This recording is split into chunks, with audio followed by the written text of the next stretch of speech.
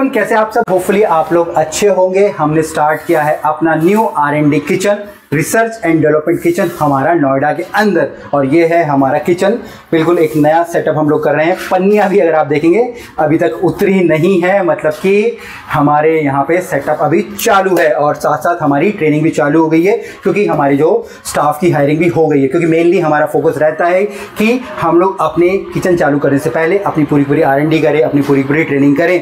उसी सिलसिले में आज हम लोग जो ट्रेनिंग करने वाले हैं वो है हमारे एलर्जेंस के ऊपर।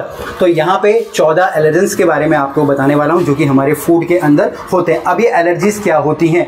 आप लोगों ने देखा होगा, कई लोग बोलते हैं कि अगर वो ग्लूटेन का कोई फूड खाते हैं या स्टार्च का कोई फूड खाते हैं तो बीमार हो जाते हैं, ठीक है। अगर वो सिसमी ऑयल से रिलेटेड कोई फूड खा लेते हैं वो बीमार हो जाते हैं, ठीक है। कोई नट से किसी को बीमारी हो जाती है और बीमारी बहुत सीरियस भी हो सकती है, मतलब कि उनकी जान भी जा सकती है। वो रीज़न क्या होता है? वो रीज़न होता है हमारी एलर्जेंस। इवन अगर आप किसी हॉस्पिटल में कभी जाएंगे ना, तो डॉक्टर भी आपको कुछ डाइट से रिस्ट्रिक्ट करता है कि आपको ये नहीं खाना, ये खाना है, क्योंकि हमारी बॉडी सूट नहीं करती है उस पर्टिकुलर खाने को खाना, ठीक है। तो ये 14 प्रकार के एलर्जेंस होते हैं जिनके बारे में आपको मैं बताने वाला हूँ। और ये बाद में जो पोस्टर है हमारे किचन में लग जाएगा, क्योंकि जो ये किचन हम लोग स्टार्ट कर रहे हैं R&D किचन, वो है हमारा लो कार्ब्स का पूरा। लो कार्ब का मतलब लो कार्बोहाइड्रेट फूड। तो यहाँ के शेफ्स को तो इसके बारे में मालूम होना चाहिए। अब यहाँ पे सबसे पहला जो एलर्जन है वो है मेरी सैलरी, ठीक है। अब सैलरी आप लोगों ने देखा होगा, ठीक है। सैलरी कॉन्टिनेंटल में सबसे ज़्यादा यूज़ करती है। सैलरी का मतलब तनख्वाह नहीं है, सैलरी एक प्रकार की वेजिटेबल होती है। अब सैलरी के अलग अलग प्रोडक्ट्स भी आते हैं। सैलरी के हम लोग जो पत्ते भी यूज़ करते हैं, सैलरी के स्टॉक्स जो भी यूज़ करते हैं, ठीक है, जिनका कि प्रयोग हम लोग मीट में करते हैं, सूप में करते हैं, किसी भी मेन कोर्स में करते हैं। स्टॉक्स में सबसे ज़्यादा हम लोग करते हैं सूप्स बनाने के लिए। इवन अगर आप मार्केट में देखें, कई प्रकार के सॉल्ट्स भी आते हैं जिसके कि अंदर हमारी सैलरी होती है, जिसको कि हम लोग सैलरी सॉल्ट भी बोलते हैं, या सैलरी का प्रयोग हम लोग सैलेड्स के अंदर भी करते हैं, ठीक है। ये भी एक एलर्जन होता है। तो अगर किसी भी व्यक्ति को या किसी भी गेस्ट को एलर्जी है सैलरी से, तो हमको सैलरी को उसको नहीं डालना है।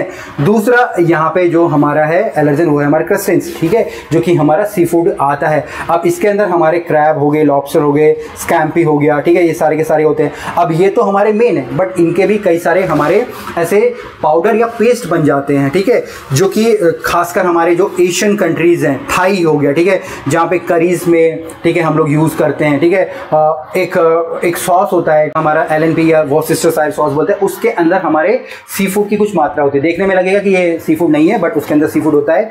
तो किसी भी गेस्ट को या कस्टमर को अगर एलर्जी हमारे क्रिस्टेंस से, तो उस सॉस का भी प्रयोग हमको नहीं करना है। मतलब कि जो मेन इंग्रेडिएंट है वो तो हम यूज़ करेंगे नहीं, बट उसके रिलेटेड अगर उससे मिलके कुछ प्रोडक्ट बनाए वो भी हमको यूज़ नहीं करना है। इसके बाद होती है हमारी फ़िश।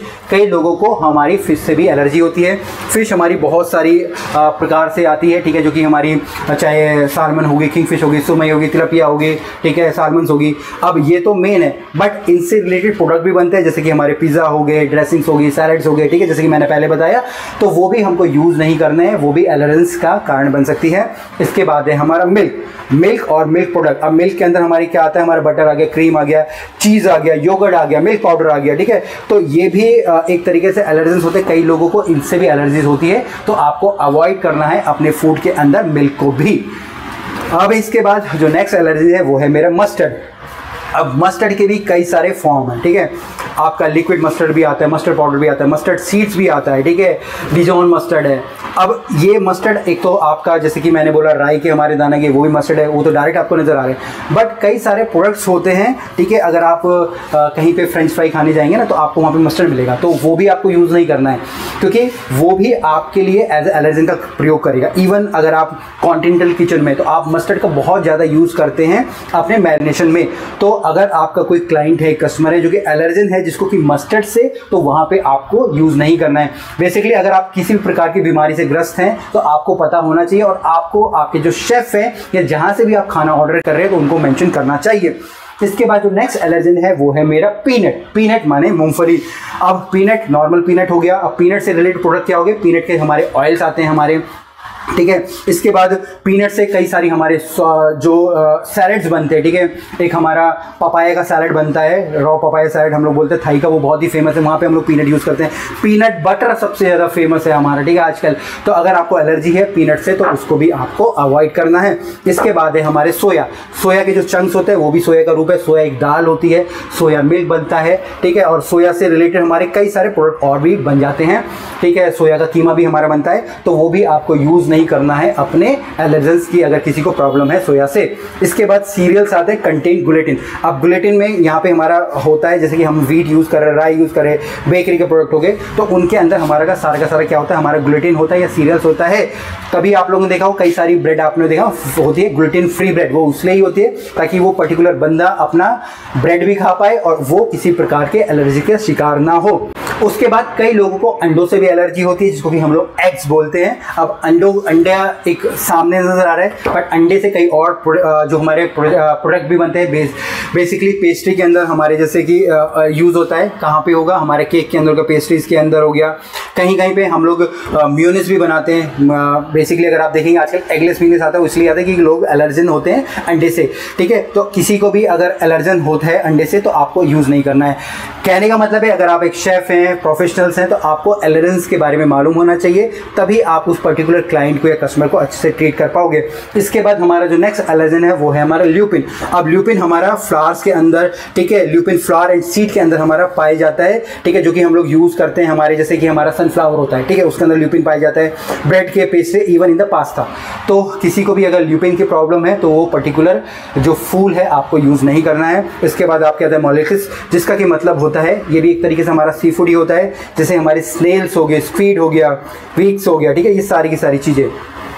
अब ये सारी की सारी चीज़ें हमारी यूज़ कहाँ होती हैं, हमारी यूज़ होती हैं सॉस बनाने के अंदर, ठीक है, या मेन कोर्स के अंदर, ऑयस्टर्स के अंदर, ठीक है। तो ये सारी की सारी अगर किसी को प्रॉब्लम है तो आपको यूज़ नहीं करना है, क्योंकि ये भी हमारी एलर्जन की कैटेगरी के अंदर हमारा आता है। इसके बाद आता है हमारे नट्स के अंदर हमारे कई सारी चीज़ें आती हैं, ठीक है, जैसे कि मेरा काजू हो गया, पिस्ता हो गया, बादाम हो गया, वॉलनट हो गया। अब कई लोगों को इनसे भी एलर्जी होती है, तो वो तो डायरेक्ट आपको कंज्यूम नहीं कर पाएंगे। इवन उससे रिलेटेड प्रोडक्ट्स जैसे कि हमारे ब्रेड्स हो गए, बिस्किट्स हो गए, क्रैकर्स हो गए, डिजर्ट्स हो गए, तो वहाँ पे भी हमको यूज़ नहीं करना है।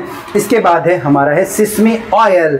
सिसमी ऑयल मतलब कि हमारे तिल का तेल। अब तिल का तेल हम लोग कुकिंग में यूज़ करते हैं, स्पेशली हम लोग जो चाइनीज़ कुकिंग होती है वहाँ करते हैं, तो किसी को भी एलर्जी है वो वहाँ पे यूज़ नहीं करना है। इवन सिसमी की एक डिश और बनती है जिसको कि जो कि हम लोग यूज़ करते हैं अपने हमस के अंदर, ताहिनी बोलते हैं, सिसमी का पेस्ट हमारा होता है वो। तो सिसमी का पेस्ट और चिकपीस को मिक्स करा जाता है, शेफ लोग आप लोगों को पता होगा, हमस के अंदर हम लोग ताहिनी यूज़ करते हैं, वो भी हमारा सिसमी सीड से बनता है, तो वो भी आपको यूज़ नहीं करना है अगर किसी को एलर्जी है हमारे किससे, सिसमी ऑयल से। अब हम लोग अपने सबसे लास्ट एलर्जन पे आ गए, जो कि हमारा है 14 नंबर का, वो है हमारा सल्फर डाइऑक्साइड। अब ये सल्फर कहाँ पे हमारा मिलेगा, ठीक है, खासकर हमारे जो ड्राई जो फ्रूट्स होते हैं उसके अंदर हमारा ये मिलता है, जैसे कि हमारे रेजिन्स हो गए, ड्राई एप्रिकॉट हो गए, प्रून्स हो गए, ठीक है। अब ये यहाँ पे इनका जो प्रयोग होता है ना, मतलब जो ये हम लोग यूज़ कर रहे हैं वो हमारा वाइन के अंदर भी यूज़ होता है, ठीक है। तो कहने का मेरा मतलब है कि अगर किसी को सल्फर डाइऑक्साइड से प्रॉब्लम है तो वहाँ पे जो हमारे ड्राई फ्रूट्स वो भी यूज़ नहीं करना है, और उनसे बनने वाली वाइन का भी हमको यूज़ नहीं करना है। तो होपफुली ये 14 के 14 एलर्जेंस आप लोगों को आने चाहिए, ठीक है। होपफुली नहीं, आप लोगों को बार बार इस वीडियो को देखना है, समझना है, और जो हमारे 14 प्रकार के एलर्जेंस हैं उनके बारे में आपको पता रखना है एज ए शेफ। तो इस वीडियो से आप लोगों को काफ़ी कुछ सीखने को मिला होगा। अगर आप भी कोई सेटअप करवाना चाहते हैं किसी भी प्रकार के फूड बिजनेस का, आप लोग हमसे कांटेक्ट कर सकते हैं। हमारे जो नंबर्स है आपको डिस्क्रिप्शन में मिल जाएंगे, स्क्रीन पे भी आ रहे होंगे। फिर मिलेंगे एक नए वीडियो में, तब तक के लिए जय हिंद।